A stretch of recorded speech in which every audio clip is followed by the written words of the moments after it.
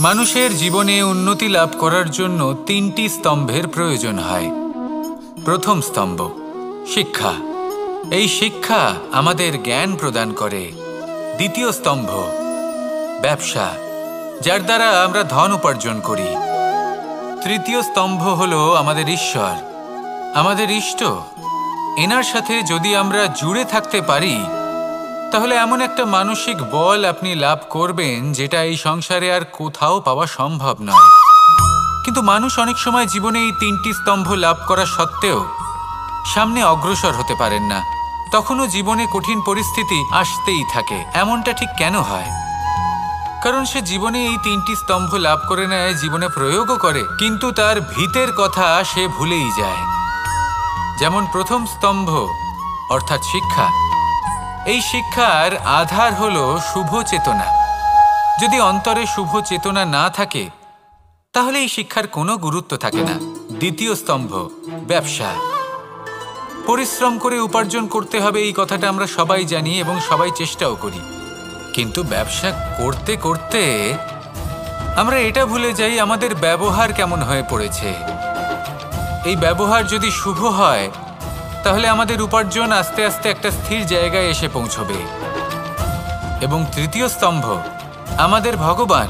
যদি ওনার স্মরণে আপনি যেতে চান তাহলে তার পূর্বে নিজের মা বাবাকে সেবা করুন, তাদের যত্ন করুন, তাদেরকে ভালোবাসুন, কারণ ওনারাই হলেন এই সংসারে আপনার সবথেকে বড় ইষ্ট। তাহলে তিন স্তম্ভের সাথে সাথে তাদের আধারকেও নিজের জীবনে প্রাধান্য দিন। কোনো সমস্যা আসবে না, জীবনে একের পর এক উন্নতি করবেন এবং এই মন প্রসন্ন হয়ে বলবে রাধা রাধা। কোনো বাড়িতে কোনো পরিবারে যখন কারোর জন্ম হয় তখন তা কত সুখের মুহূর্ত হয়। সেই ছোট্ট সন্তান যখন কিছুটা বড় হয় সে হাঁটার চেষ্টা করে, আর সেই প্রক্রিয়াতেও খুব বড় একটা শিক্ষা লুকিয়ে রয়েছে, ঠেলে দেওয়া। যখন আপনি হাঁটতে চান, সামনে এগোতে চান, তখন আপনি কি করেন? নিজের পায়ের তলার যে মাটি তাকে আপনি পেছনে ঠেলে দেন।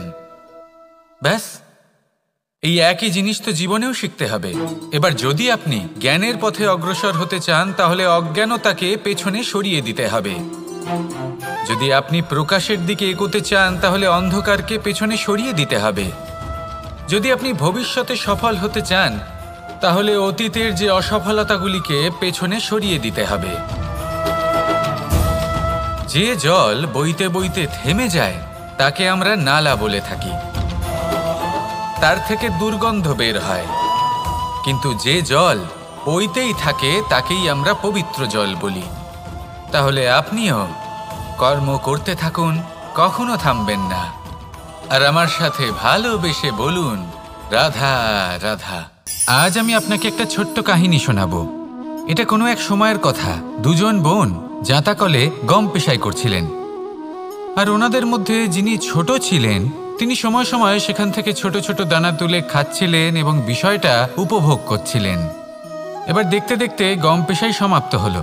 এবার পেশাই করা গম নিয়ে সেই দুজন বোন বাড়ি ফিরে আসছিলেন এবং তাদের ফেরার পথে হঠাৎ করে কোথাও থেকে একটি বাছুর চলে এলো। এই দুই বোন ভয়ভীত হয়ে গেলেন আর তাদের হাত থেকে সেই আটা পড়ে গেল, মাটিতে মিশে গেল। এবার এই পুরো ঘটনাক্রমে যদি কারোর বিন্দুমাত্র লাভ হয়ে থাকে, বিন্দুমাত্র আনন্দ পেয়ে থাকে, তাহলে সে কে? সেই ছোট বোন, যিনি মাঝে মাঝেই গমের দানা তুলছিলেন এবং খাচ্ছিলেন।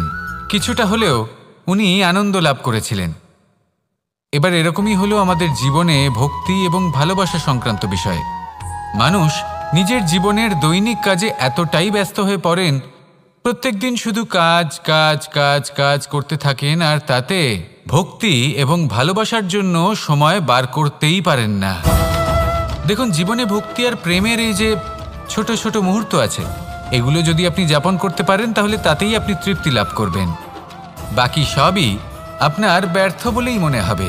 জীবনে যখনই আপনি কোনো কাজ করবেন, ঈশ্বরের প্রতি সমর্পিত হয়ে সেই কাজ করুন। আর যখনই সময় পাবেন তাহলে সেই সময় নিজের আপনজনদের দিন। যাদের আপনি ভালোবাসেন তাদের প্রতি যত্নবান হন, তাদের শুভাকাঙ্ক্ষী হন। এই প্রেম আর ভক্তির ছোট ছোট মুহূর্তগুলো আপনার জীবনকে চরিতার্থ করে তুলবে। আসুন আমার সাথে ভালোবেসে বলুন, রাধা রাধা। শিশিরের বিন্দু পাতার ওপর পড়ে আর তার গায়ে লেগে থাকে। পাতা তাকে শুষে নিতে পারে না, আর শেষ পর্যন্ত সে ঝরে পড়ে যায়। অন্যদিকে রয়েছে মেঘ এবং চাতক। এদের মধ্যে অনেক দূরত্ব থাকে। মেঘ থাকে আকাশে আর চাতক থাকে ধরিত্রীতে। কিন্তু যখন এই মেঘ থেকে বৃষ্টি ঝরে পড়ে, এই চাতক কিন্তু সেই জলই পান করে, নয়তো সে তৃষ্ণার্ত থেকে যায়। এবার অন্যদিকে দেখলাম শিশির বিন্দু আর পাতার এই সম্পর্ক। এরা খুব কাছাকাছি থাকে, ঘনিষ্ঠও থাকে। অন্যদিকে রয়েছে মেঘ এবং চাতকের সম্পর্ক, যাদের মধ্যে অনেক দূরত্ব থাকা সত্ত্বেও তারা খুব ঘনিষ্ঠ, তাই না? এই সারমর্ম খুব সরল। এই নৈকট্য, এই দূরত্ব, তা আপনার সম্পর্কে প্রভাব কিছুতেই ফেলতে পারে না। এই নৈকট্য, এই দূরত্ব, এইসব হলো শুধুমাত্র মনের ব্যাপার। কখনো আপনি অনুভব করেছেন আপনি কারোর থেকে অনেক অনেক দূরে আছেন, অনেক দূরে আছেন, তাও সেই ব্যক্তির প্রতি আপনি টান অনুভব করেন। সেখানে আপনি কারোর সাথে প্রত্যেক দিন অতিবাহিত করেন, সমস্ত জীবন অতিবাহিত করেন, সব থেকে বেশি সময় তার সাথে অতিবাহিত করেন, তাও তার প্রতি সেই টান অনুভব করেন না। এই সংকেত হলো মনের দূরত্বের। তাহলে মনের এই দূরত্ব দূর করুন আর আমার সাথে ভালোবেসে বলুন, রাধা রাধা। যখন আমরা মৌন থাকি তখন আমরা কতটা শক্তি ব্যয় করি, বিন্দুমাত্র নয়। সেখানেই যখন আমরা রুষ্ট হই তখন আমরা কতটা শক্তি ব্যয় করি। আমাদের রক্ত গরম হয়ে ওঠে, চোখ থেকে যেন অগ্নিবর্ষা হয়, আমরা চিৎকার করতে থাকি, জোরে কথা বলি, কখনো কখনো আমরা অনুচিত কর্ম করে বসি। সবকিছুই ক্রোধের বশে করি। এবার এই ক্রোধকে মৌনতায় পরিণত করতে হবে। এই কাজটা চোখে দেখা যায় না, এই কাজ সরল নয়, এই কাজ হলো অত্যন্ত কঠিন এবং এই কাজই শ্রেষ্ঠ। সেই ব্যক্তি শক্তিশালী নন যিনি কথায় কথায় ক্রুদ্ধ হয়ে যান, কথায় কথায় যিনি আক্রমণ করেন। আজ্ঞে না, সব থেকে বেশি শক্তিশালী ব্যক্তি হলেন তিনি যিনি নিজের ক্রোধকে মৌনতায় পরিবর্তন করতে পারেন, যিনি শান্ত মনে পরিস্থিতিকে বোঝেন, তার আকলন করেন আর তারপর বিবেকের দ্বারা সিদ্ধান্ত নেন। তিনি হলেন সব থেকে শক্তিশালী ব্যক্তি। তাহলে সেই ব্যক্তি হয়ে উঠুন আর আমার সাথে ভালোবেসে বলুন, রাধা রাধা।